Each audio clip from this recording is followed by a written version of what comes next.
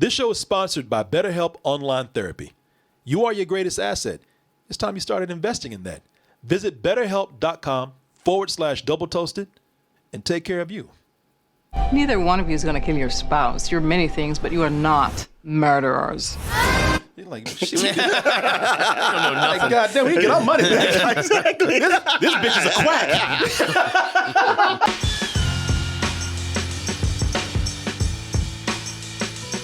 Hey everybody, Double Toasted Live on tour is heading to Los Angeles, California, November 5th. We're going to be at the Miracle Room, and we had such an amazing show in New York, had such a great experience. I want to thank everybody for that, but we can't wait to bring the same experience to you over in the lovely city of Los Angeles. So go to x1entertainment.com and get your tickets today. VIP and super VIP tickets are available, so get them now. But we're not just stopping there. Hey, as I said, this is a tour. So also catch us in Chicago, Miami, Orlando, and Dallas, Texas. Again, go to x1entertainment.com and get your tickets today, and we'll see you at a city near you.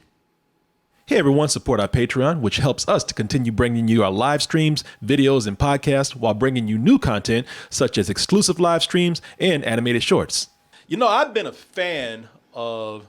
And I ain't gonna make no puns here. I've been a fan of you, which I am a fan of all of you.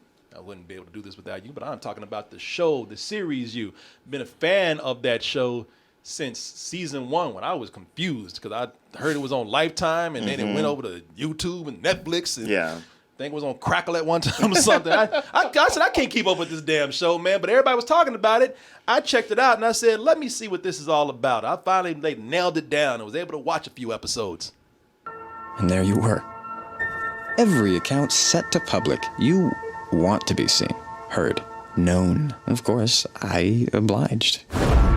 People, I think that first season is a brilliant concept, and I think it was brilliantly executed. Absolutely. Yeah, man. I'm gonna tell y'all what I love about this.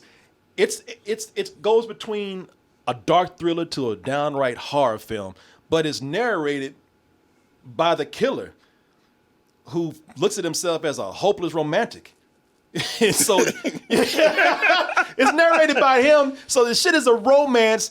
And when he narrates it, it's constantly tricking us into feeling sympathy for him. Yes, because he's a charismatic guy and he's smart. And you like him despite the fact that he does very awful, awful things. And there's times you go, man, Joe, what am I doing?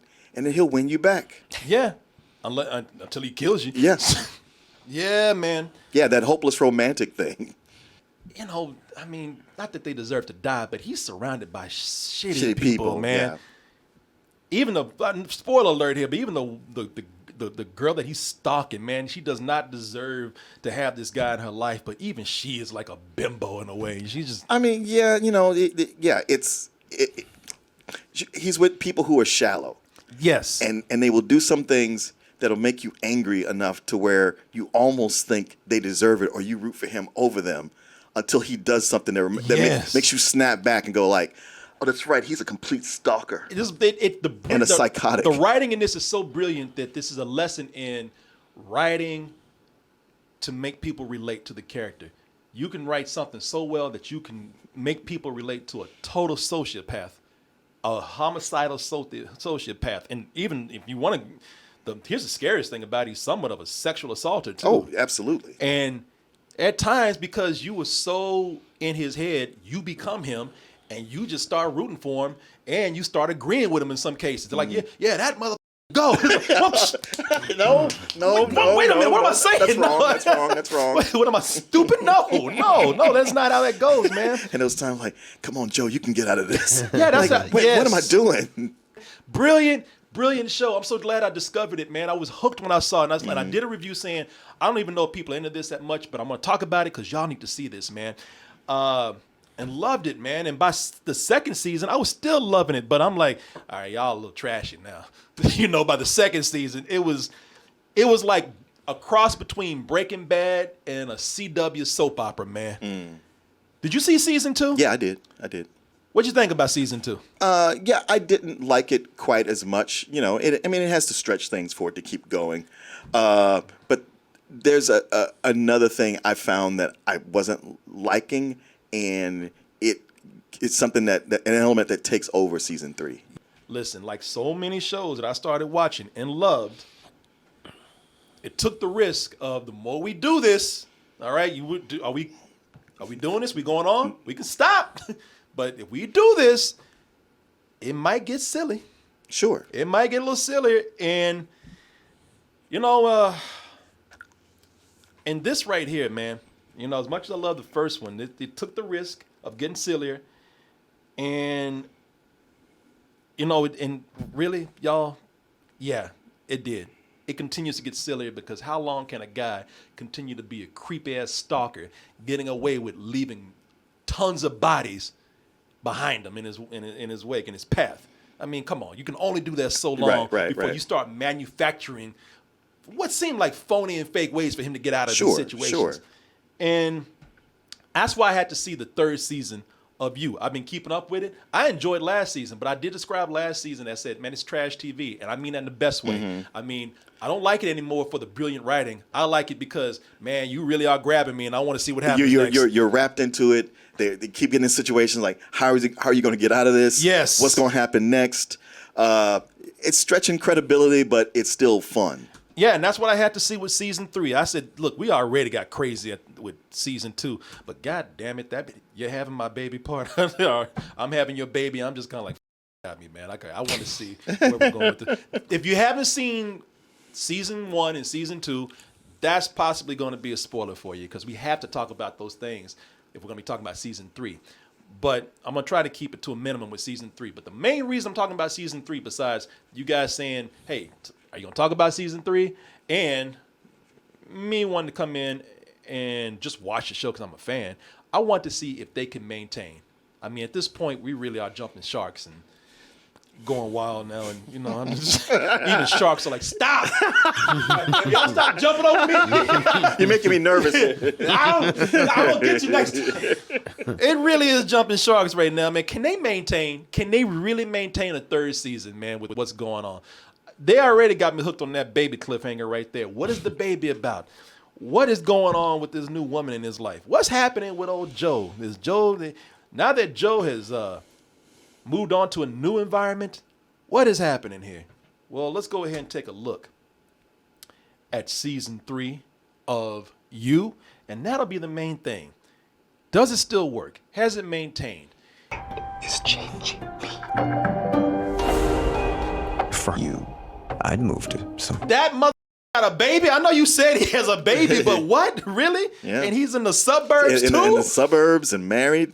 Trying to be. Yeah. trying to be normal. This fool has been trying to be normal for 2 seasons. I think we need to go to couples therapy. This came sooner than expected. Neither one of you is going to kill your spouse. You're many things, but you are not murderers. You're like, shit. I don't know nothing. Like, God damn, we can get our money back. Exactly. This bitch is a quack. I mean, I don't expect you to be psychic, but come on. Wow. I mean, you know, we thought bad things about therapists, but bitch, you were bad at your job. So we do have the return of Joe and Love. Love is the infatuation, his target of infatuation from season 2. That's what this has all been about. This guy has been infatuated with women, stalked them in the worst kind of ways, and needless to say, has murdered for them or to them. And you know, with Love, you think he finally found his match because turns out she's just as crazy as he is, where he is a stalker and convincing himself like, oh, wow, I am doing all of this for love. This is not stalking. That's what other people do. Right. He tells himself that. I'm just trying to find love, and sometimes you got to massage it along and do things. Yeah. And if somebody gets in the way, you might have to kill them, but it's for the best because I'm doing it for them. Exactly. That was a toxic person in their life, or somebody who caught me doing some shit. Yes.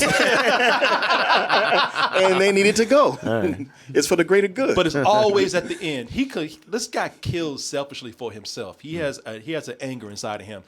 And huge self-denial. But that's where the denial comes in because that's where the title You comes in because this bitch is always saying, but I did it for you. But I'll have to kill him if he ever decides to hurt you. And it's like, shut the up, man. You're insane. But this chick, boy, this chick here. She's the worst. Jesus Christ. What I tell you, the brilliance of season 2.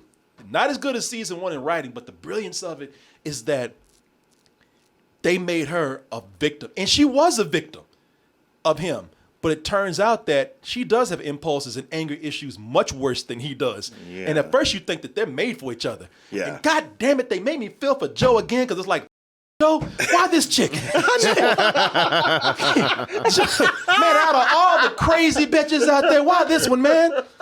You could have found another psycho, man. God damn, if you want to go for Karen, she's the ultimate Karen, man. She is so insane. But to answer the question here, and what happens is that does save her life, that she says, I'm having your baby. Because he's like, in his mind, he's like, well, obviously if somebody kills for other reasons other than what I am doing murder for, then they are wrong. And she has to go. And he's about to kill her. Yeah, he's like, this chick has to go. Yeah, but she's too much. Yeah, oh my God, murdering for stupid reasons. Not good reasons like mine. No, she's got to go. But that's what he said, I'm having your baby. And he's like, well, if you know his past, he's like, I cannot let another life be like mine. And that's when he says, well, I'm going to be in this. We're going to get through this together. Hey, we're both murderers. We got something in common. And I'll be happy now. Yeah, I'll we'll live with be her, happy. We'll live with the baby. We'll live in the suburbs. We'll Everything raise be cool. the baby right. And make sure that everything's okay. But that people, come on, they're both killers. And look, to answer your question, yes, this does get sillier. Yeah, it has nowhere else to go but sillier. All right, I mean, the characters have become they are forcing situations now so much that the characters have become caricatures. Season 1 was not about so much the characters, because the setting was the New York urban millennial dating scene, and that's cool, but it wasn't about the New Yorkers. It was about Joe being a stalker at that moment. He was kind of the center of it all. I mean, but you're right. It was a comment on the New York millennials, and just their lifestyle and the things they found important, and Instagramming and all that shit. And Joe is like, I love literature. I love the finer things in life. I love monogamy. Things that you millennials don't understand, you take for granted and thus must die for. but it was really more centered on Joe, and the people were kind of outliers to his story. Season 2 is where, he went from East Coast to West Coast, and now it was about the shallowness of those people living in that scene. Mm-hmm. And that's where we start to actually get a little more stereotypical with the LA people. We do. They are more stereotypical, but it is at that feeling of like, oh, it's a commentary on shallow LA people, which it sounds redundant, but even though it was more cliche, it was still fun. No, it was still funny. Fun. No, the characters were still written well. But I was like, okay, these are definitely types that we're feeding off of, and they're not the most fleshed out people. Think about how prophetic it was about Chris D'Elia. Oh Jesus, that's right. That one of the pedophile rapist comic on there ended up being a pedophile rapist comic in real life. Jeez, who would have known? Nobody knew until that show. Shit, maybe we need Joe, man. That's why he was so good at playing it. Yeah. I know this role. So your motivation here is like, I got this, fellas. Yeah. Now season 3 dumps the East Coast West Coast thing to go to the suburbs, and now we got the themes with this of. And it's themes that we've seen before, man. We've seen these themes plenty of times. The darkness that lies under the veneer of the family appearance of the suburb. All these people, they got jobs, they got kids. They talk about how much they care about everything from family to the climate to the environment. Everybody's green. Everybody's doing the latest trendy diet. It's like all these HBO shows that have had Nicole Kidman and Reese Witherspoon in them lately. Yeah, exactly. We've seen that theme anywhere from Hitchcock to American Beauty. We've seen all of this before, man. You pull back that veneer, you pull back some layers, you see that suburbia is littered with sex, drugs, and other dark secrets, including maybe murder. But, this time we get that theme, the depictions of that through tech bros and mommy vloggers, yeah. And you know, and that's where I thought like, okay, these characters to me are the weakest written characters out of all the seasons. They're cartoon characters, Yep. and with 10 episodes, they had plenty of room to have these characters have more depth. Yep, and that's, they yep. don't. I think that's the disappointment. Like, get Joe to kill some of these episodes, man, because we don't need 10 episodes of this. It's too many episodes because I found it at times it was repeating itself. Yes, that's what happens. Is there some quota that they have to have for 10 episodes of everything? Because we don't need them, man. I mean, I guess the people get paid more. Yeah, I guess. We don't. This would have been fine at 7 or 8. Yeah. 8 pushing it, man. I feel like 6. Yeah, man, we didn't need all that. Bill got me, man. Did Shit, they still with their gas. They didn't have me as much. I watched because I was like, well, I'm curious. I'm already in it. But the element I talked about from last season, I just don't like Love. I just found myself hating her most of the time, and I just felt all the time it's like she's got to go. No, that's the point. That's what brought me in because I hate Love. Love it, man. Look, this is really a soap opera now, y'all. It really is. But that's how you're going to have to watch it. I'm just going to have to dismiss what they did in that first season, you know, knock my nose out the air, quit turning it up and just be like, I'm watching a soap opera, man. You know how women, man, I'm being sexist here, but you know how women would say, y'all kids be quiet. I'm watching my stories. Your story. These are my stories right here. Y'all sit down and be quiet. Daddy watching his stories right now. That's just what it is. I'm into it, man. They got me. Penn Badgley continues to be great as Joe, man, because even after 3 seasons, we still forget this fool is up there with Hannibal Lecter. He's a slasher. He got way outshined this season. Oh no, he did. Because his body count was low. I was like, did he ever actually kill anybody? Because he did. Yeah, he did. He did. But you see how you had to stop and think about it? Well, I had to stop and think about how many. I knew he killed. I had to think about, okay, who had it coming? Because there's some questions that go on. Because there's some things that he or the two of them do that cause people to die. But the actual "I am killing you," I can only think of once he did that. Yeah, yeah. There's probably just maybe I don't know. Because I'm thinking about it. Because it was always him coming home and she's like, well, I killed this person. You got to deal with it. And he's like, God damn it, girl. But, I mean, they keep making you feel for him because his problems feel relatable now that he's married and has a kid. And I'm telling you, man, and look, I'm not saying in a marriage, everybody should be listening to each other. Everybody's at fault here. But this one, how many times have straight dudes out there married to straight women? I'm just telling you, I'm not saying we were right, but how many times have us as married men had to look at our wives and said, if this woman don't quit acting a fool right now, and that is Love. And I think the reason why, that's the reason why I really like this, man. I'm looking at her name right now. Love is played, and I think brilliantly by, Victoria Pedretti, who was in Once Upon a Time in Hollywood not too long ago, but she was also in season 2 as Love. And was that Haunting of Bly Manor? Haunting of Bly Manor. That's right. Yeah. She was in that. Man, I'm going to tell you,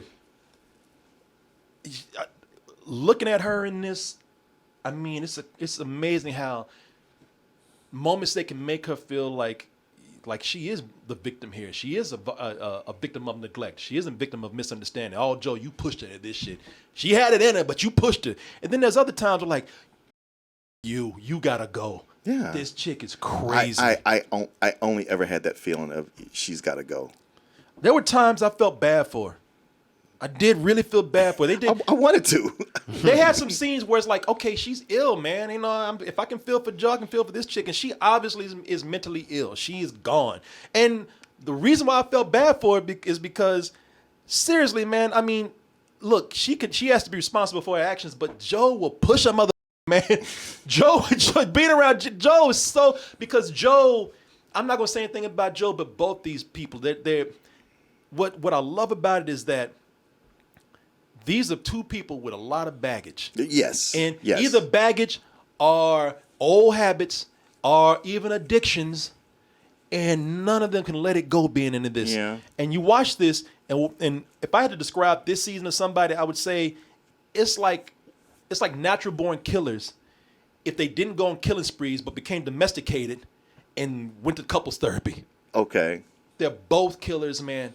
They both got problems they bring into it, and they both affect each other. But the moment I started wanting to blame Love for doing certain things, I was just kind of like, yeah, Joe, but you are making excuses for pushing her, and you're getting back in that same old shit. Well, that's Joe's and big without problem. saying anything too much, is that he cannot break out of his pattern.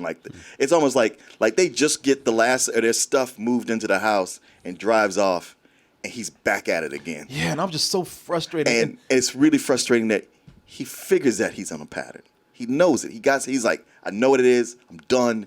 He ain't done. No, asshole, man. And the show makes me mad too, because I'll start feeling bad for Joe, and I'm like, oh, Joe, yeah, you catching the bad one from maybe you got it. You just misunderstood. And then that fool will pick up a pair of panties that he stole. I'm like, you motherfucker. And put it in his little treasure box with all the other little trinkets he stole. This guy. That's why you can't. Every time he does that, you're like, oh, yeah. This guy, man, that's why you can't sit up here and just take sides, because he is disgusting.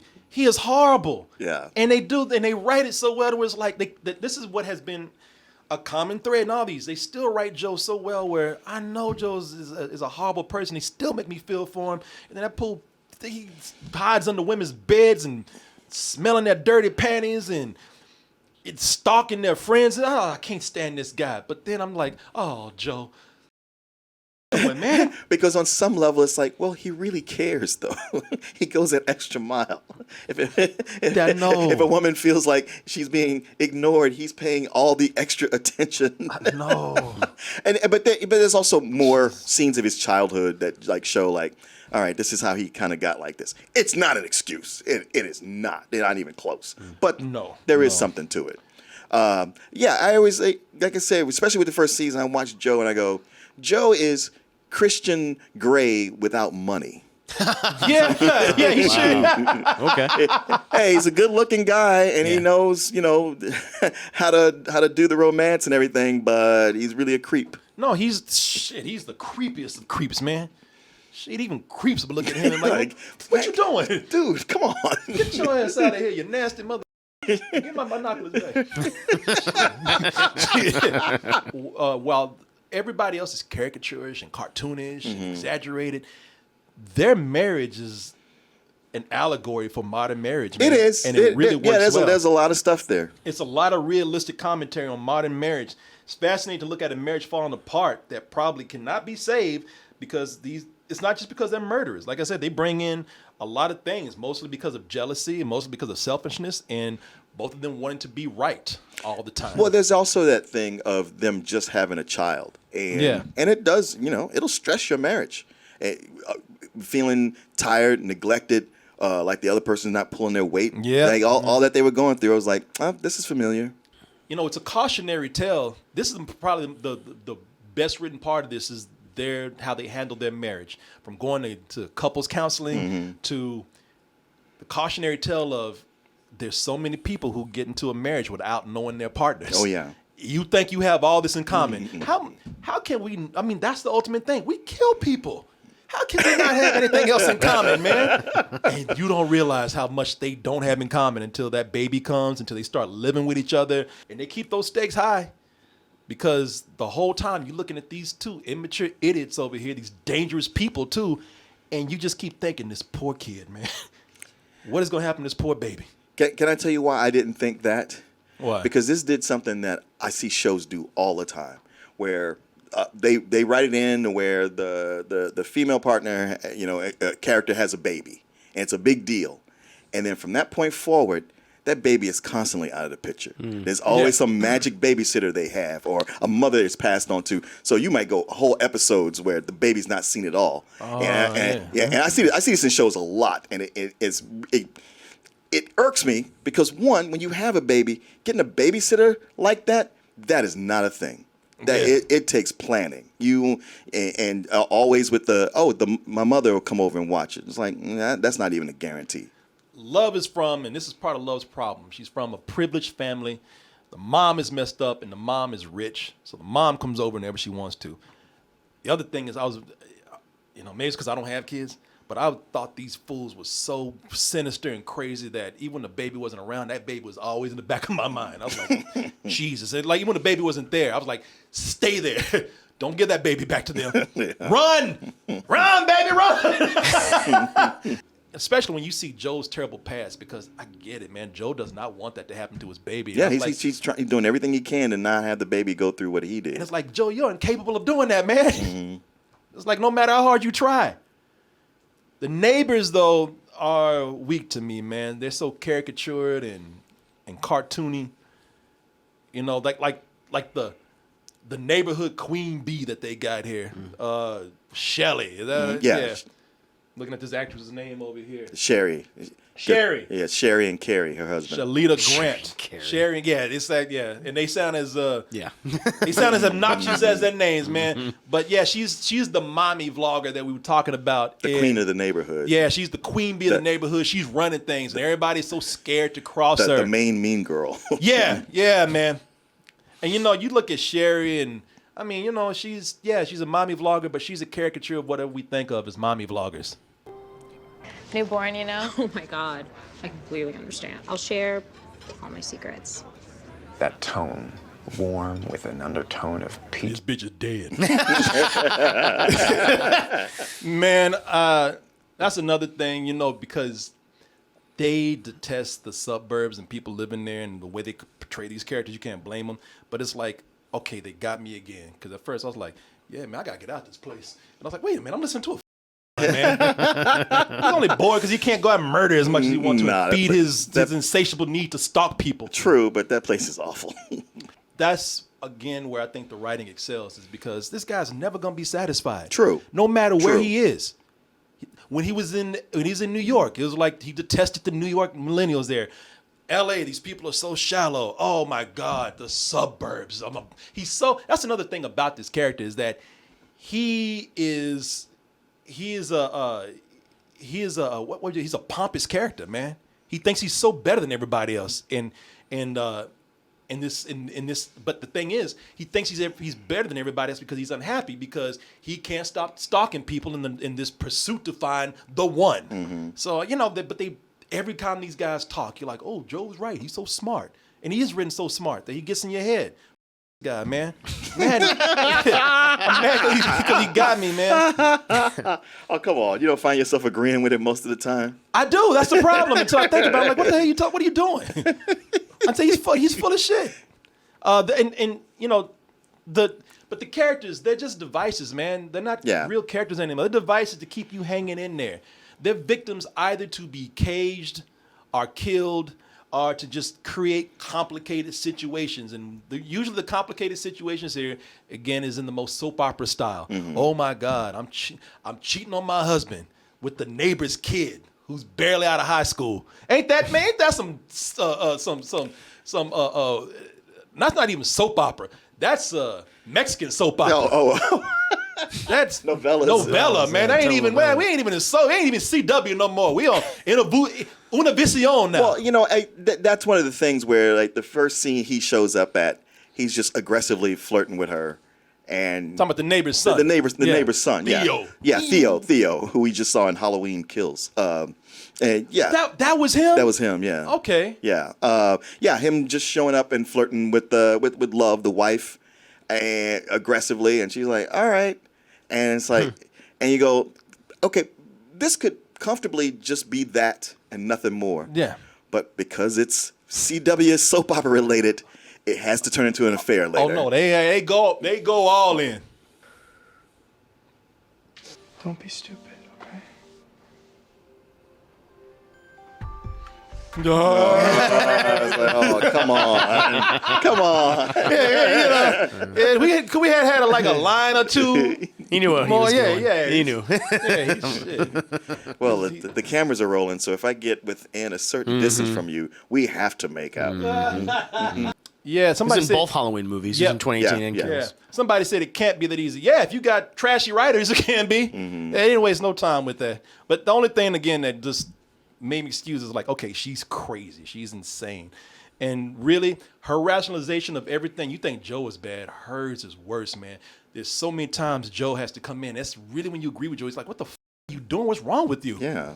You're like, really? And I talk about how, what's that? Just because Joe's like, listen, when I do this shit, I'm not sloppy like this. Yeah, and I'm trying to, and you think like, man, this is the problem. If these two had not found each other, maybe Joe might get, I doubt it, but Joe might get a grasp on things. And maybe she would have somebody pulling this murderous tendencies out of her. But like, you see what she does, and Joe is just kind of like, man, now I got to go deep because you went too far. Yeah. You pulling me into this. I'm trying to be clean. Hey, imagine if you had a wife who every time you went out, she got drunk and obnoxious and started fights. Yeah. Yes, that's wow, that is love, man. Yeah, Joe is actually trying to be cool about things, but she's like, they gotta go. Right. Or, Joe, I did it again. Yeah. Oh, Jesus. Who is it this time? That bitch I saw you buying chewing gum from. I know something was happening. I saw the way she looked at you. Like, Oh, God. Jesus. Another theme that goes through this, I love it that everywhere they go, they keep that cage. Oh yeah. They yeah. just no. They move. The first thing they do before they unpack boxes is rebuild that cage. That's how I know that none of them are no good, man. Because if they were trying to be better, they wouldn't be having that cage ready. But they're like, nah, we're gonna. Well, I know it. Let's go ahead and keep this cage Just around. saying, it's better to have it and not need it than need it and not have it. Is that their excuse for what's their excuse for keeping the cage? Because they, if I can just spoil a little bit, it's like just in case they have to keep somebody alive. Okay. That didn't answer the question. Okay. So initially, it was built. Joe did this. Yeah, his thing. It was a place to keep rare books. Where it would preserve them. Okay. Yeah. But then he Use found for people other too. uses for it. Okay, fair enough. Now they have it around saying later, we're going to store sugar And flour. and gravy. Because Love owns a bakery. Right, Like, nah, man, that's just for people.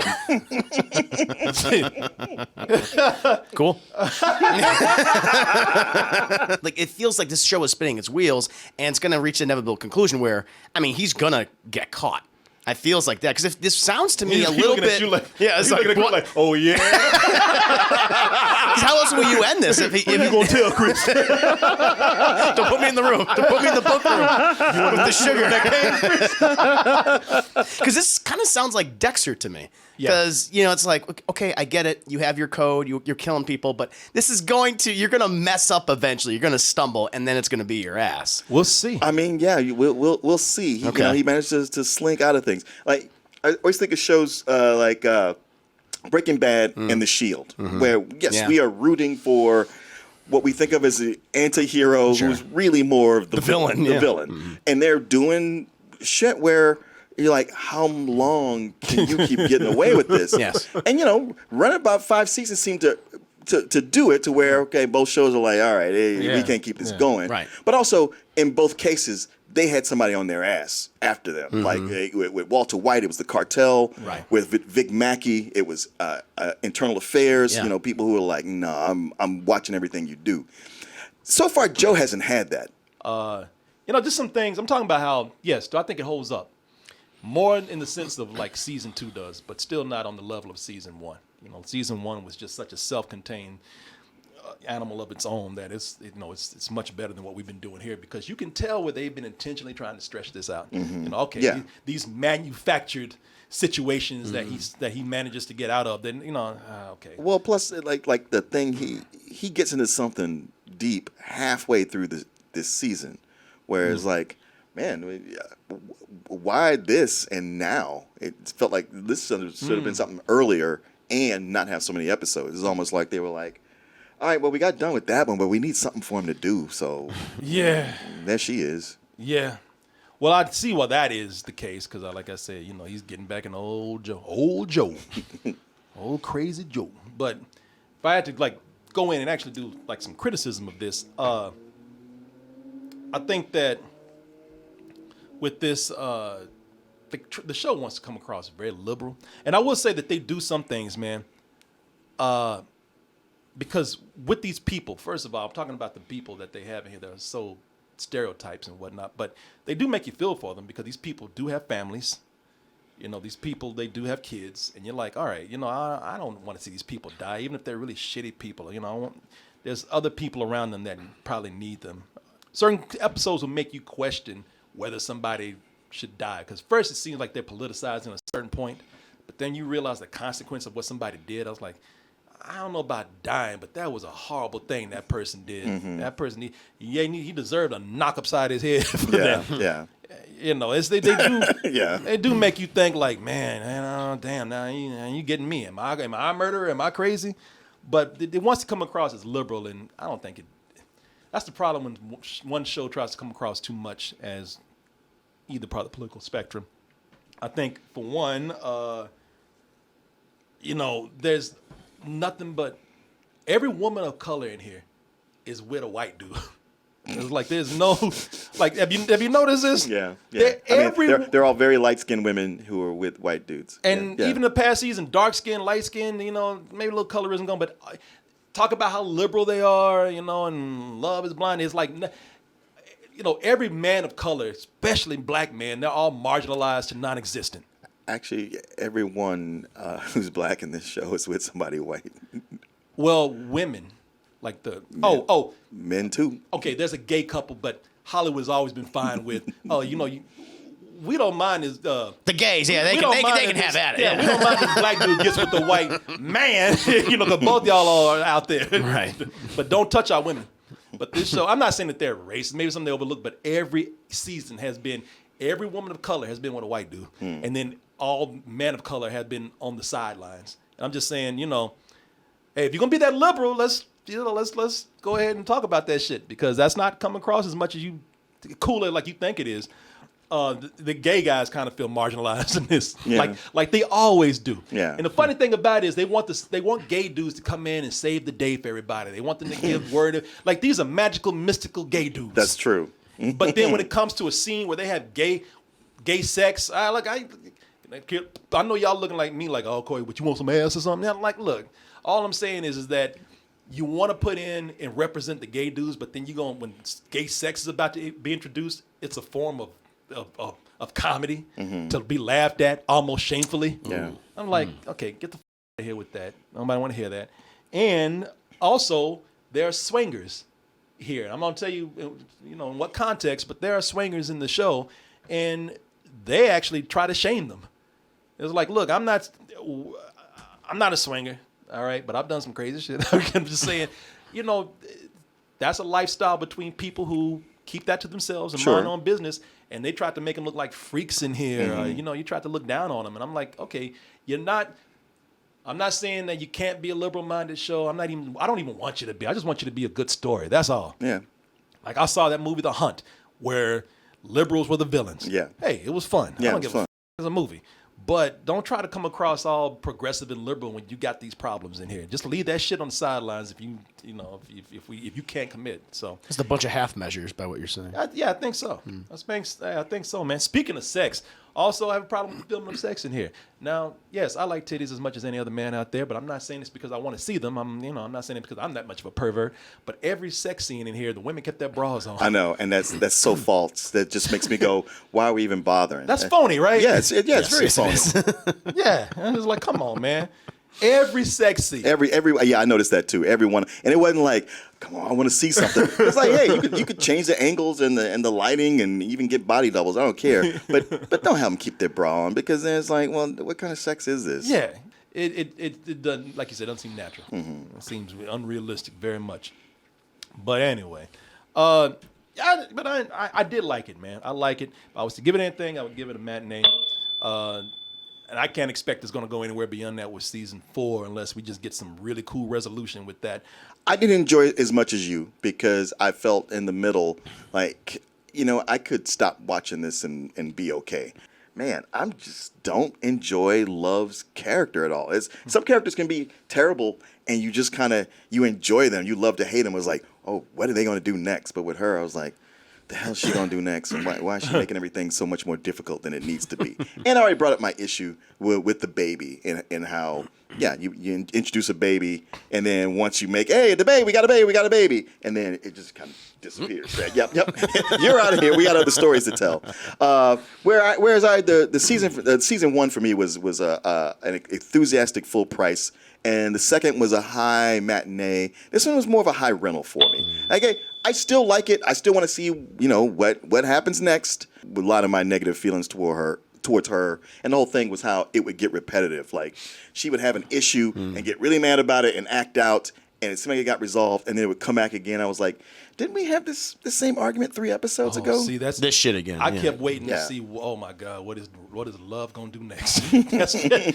that's how they wrote it for me. I was like, she is so insane. Every time she walks into the room, I was like, okay, what did you do? I was like, Joe, what did you do this time? But it depends on how you look at the characters. Like I said, characters can make you they can repel you and make you love something.